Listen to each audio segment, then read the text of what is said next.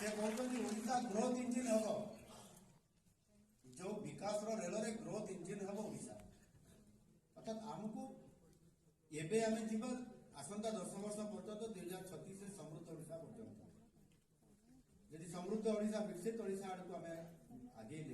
ताले आमे growth engine हिसाब रे आमे इंजिन रो काम लीड करबा अन्य रेल विकास रेल रे इंजिन जदि आमे बा जिते डब्बा हम पछरे सब लागियो आमे ताको लीड करके नेकी विकसित भारत रे नेकी पहुंचेबा दिल्ली आमे इंजिन नेकी सारा सब राज्य सब बगी को जोड़िबा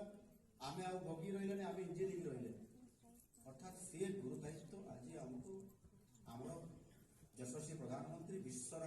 सर्वश्रेष्ठ सर्वमान्य नेता नरेंद्र मोदी जी हमको ये दायित्व देइछन आ सेति आज मैन पावर बहुत आवश्यकता अच्छी आज आम से जोड़ी